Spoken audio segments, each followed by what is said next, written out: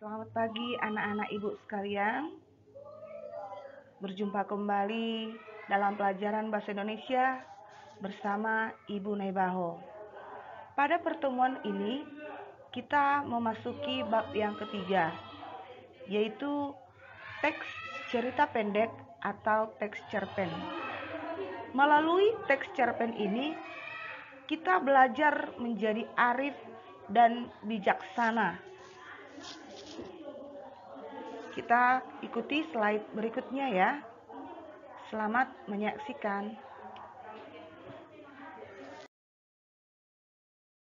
Adapun yang menjadi kompetensi dasar kita yaitu mengidentifikasi unsur pembangun karya sastra dalam teks cerpen yang dibaca dan yang didengar. Sedangkan tujuan pembelajaran kita setelah PJJ ini atau pembelajaran jarak jauh ini, peserta didik diharapkan dapat mengidentifikasi unsur pembangun karya sastra dan menjelaskan unsur pembangun karya sastra. Nah, masuk kita. Apa itu sikap arif dan bijaksana? Menurut Kamus Besar Bahasa Indonesia, arif itu sikap yang bijaksana, cerdik, pandai, berilmu, paham dan mengerti tentang segala sesuatunya. Dan bijaksana adalah sikap yang selalu menggunakan akal budinya, seperti pengalaman dan pengetahuannya, tajam pikiran, pandai, dan hati-hati apabila menghadapi kesulitan dan segala sesuatunya. Nah, melalui atau lewat pembelajaran ini, kamu akan belajar berbagai sikap untuk menjadi arif dan bijaksana melalui ragam teks cerita pendek. Oke, kita masuk ke slide berikutnya. Cerpen atau cerita pendek. Apa itu cerpen? Sebelum kita memasuki ini, Bu mau tanya dulu. Apakah sebelumnya kamu pernah membaca cerpen? Ibu percaya kamu pasti pernah membaca cerpen. Nah, bagi kamu yang suka membaca cerpen, kamu harus paham unsur apa saja yang terdapat di dalam cerpen yang sudah kamu baca itu. Kita masuk ke pengertian dulu ya. Apa itu cerpen? Cerpen itu salah satu bentuk cerita atau prosa yang mengungkapkan satu masalah. Ya. Cerita yang mengungkapkan satu masalah. Atau di dalam cerpen itu hanya terdapat masalah tunggal. Oke. Nah, cerpen itu juga merupakan karya sastra yang berupa karangan fiktif. Fiktif itu artinya tidak nyata. Hasil imajinasi penulis. Jadi sifatnya multitafsir. Siapa aja bisa menafsirnya. Oke. Nah, cerpen itu bentuknya narasi. Apa itu narasi? Narasi itu artinya serangkaian peristiwa secara berurutan dari waktu ke waktu. Bisa dimulai dia dari awal cerita, pertengahan, hingga akhir cerita. Itulah dia pengertian narasi. Jadi cerpen itu bentuknya narasi. Jadi teks cerpen itu merupakan karangan fiktif yang mengisahkan sebahagian kehidupan seseorang. Ingat ya, hanya sebahagian, hanya satu peristiwa atau konflik yang diceritakan secara ringkas. Jadi itu biasanya hanya habis dibaca dalam sekali duduk saja atau sebentar saja. Jadi banyak jumlah kata yang terdapat di dalamnya itu kurang dari 10.000 kata dan hanya berfokus pada satu orang saja. Ya, itulah dia pengertian teks cerpen. Kita lanjut berikutnya. Apa itu yang menjadi ciri-ciri cerpen? Ya, kita harus kenal ciri-ciri cerpen. Ciri-ciri cerpen yang pertama itu tadi seperti yang udah Ibu sampaikan. Yang pertama mengungkapkan masalah tunggal. Satunya masalah yang dibicarakan dalam cerpen itu. Yang kedua adanya kebulatan kisah. Yang ketiga memusatkan diri pada satu tokoh dalam satu situasi. Yang keempat beralur tunggal atau lurus. Dan yang kelima, tidak lebih dari 10.000 kata. Itu dia ciri-ciri cerpen. Nah, sekarang kita masuk ke unsur pembangun cerpen. Unsur pembangun cerpen itu ada dua. Yang pertama, unsur intrinsik. Unsur in artinya di dalam. Berarti unsur intrinsik itu adalah unsur yang membangun cerpen itu sendiri, ya, berada dalam cerpen itu sendiri. Sedangkan yang kedua, unsur ekstrinsik. X artinya di luar, berarti unsur yang kedua ini berada di luar cerpen. Lah, siapa rupanya Bu yang berada di luar cerpen? Yang berada di luar cerpen itu adalah penulis atau pengarangnya, ya. Jadi ada dua unsur pembangun cerpen. Yang pertama tadi unsur intrinsik dan yang kedua unsur ekstrinsik. Pada slide ini kita akan membicarakan apa-apa saja itu yang menjadi unsur intrinsik. Ya. Unsur intrinsik itu salah satunya adalah tema. Apa itu tema? Tema itu ide pokok atau inti dari cerita. Ya. Tema itu adalah ide pokok atau inti dari cerita. Tema ini bisa jadi pertanyaan untuk menemukan tema ini, apa yang diceritakan?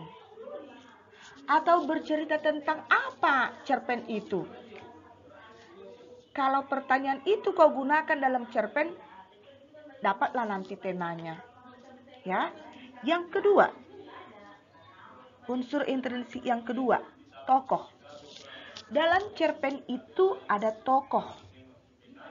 Tokoh itu artinya pelaku.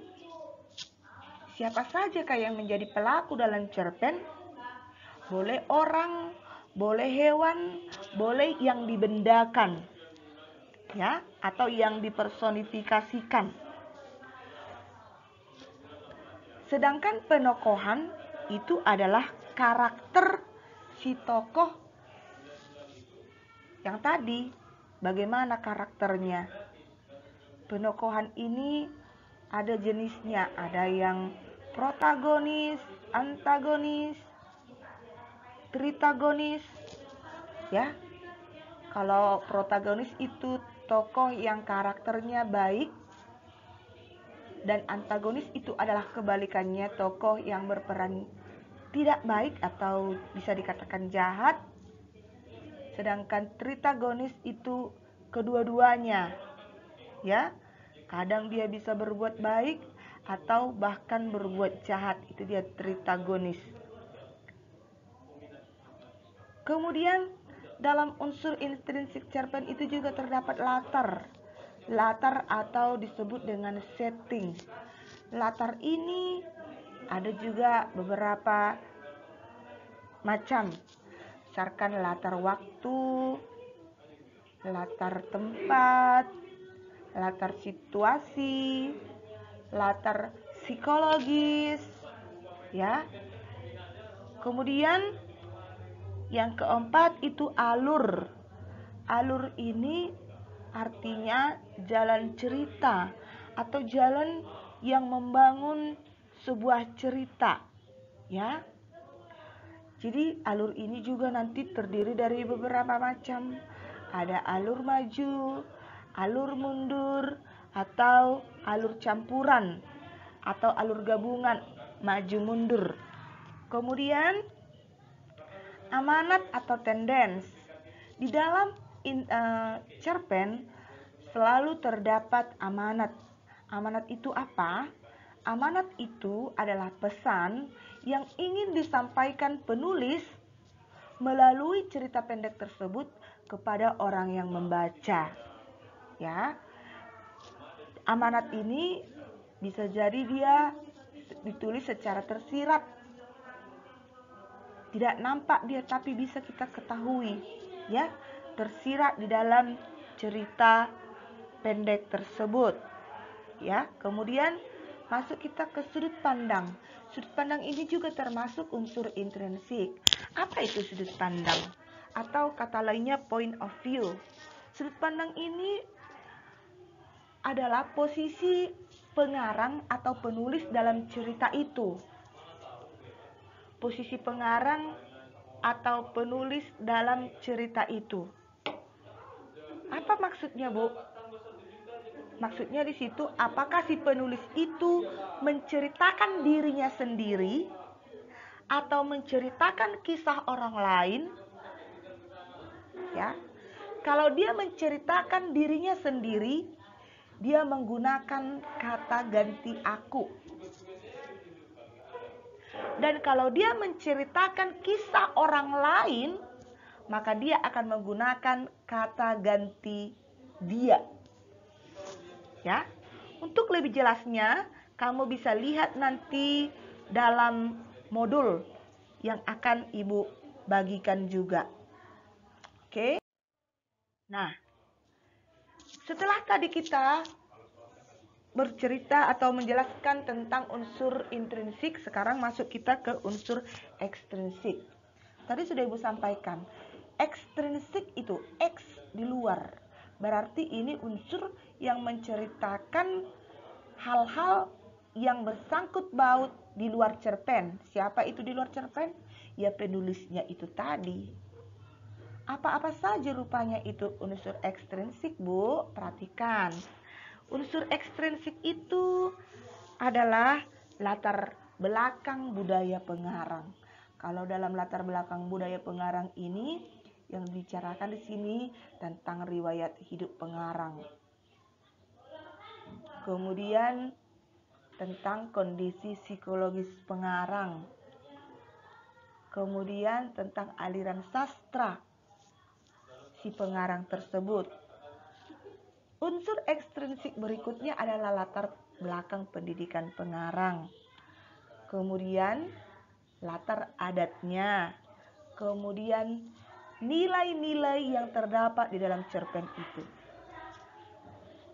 Nilai-nilai apakah yang kamu temukan dalam cerpen yang kamu baca? Apakah di dalamnya terdapat nilai moral? Atau di dalamnya terdapat nilai sosial? Atau di dalamnya terdapat nilai budaya atau adat istiadat? Atau di dalamnya juga terdapat nilai agama? Atau di dalamnya terdapat nilai pendidikan? Ya. Moral itu artinya hal-hal yang bersangkut paut dengan sikap baik buruknya. Nilai sosial, hal-hal yang berhubungan dengan masyarakat. Nilai budaya, hal-hal yang berhubungan dengan adat istiadat. Nilai agama itu hal-hal yang berhubungan dengan keyakinan atau kepercayaan. Kemudian nilai pendidikan itu hal-hal yang berhubungan dengan dunia pendidikan. Ya. Inilah dia unsur-unsur ekstrinsik sebuah cerpen. Nah, sampai di sini pembelajaran kita hari ini. Sampai bertemu pada pembelajaran selanjutnya. Pekerjaanmu, kamu hanya cukup mencatat modul ini atau memindahkan modul ini ke dalam buku catatanmu, ya nak. Ingat, catatan-catatanmu pada pembelajaran sebelumnya juga harus semua tercatat dalam buku catatanmu secara rapi. Oke? Semoga apa yang Ibu sampaikan pada pagi ini bermanfaat untuk dirimu sendiri. Terima kasih.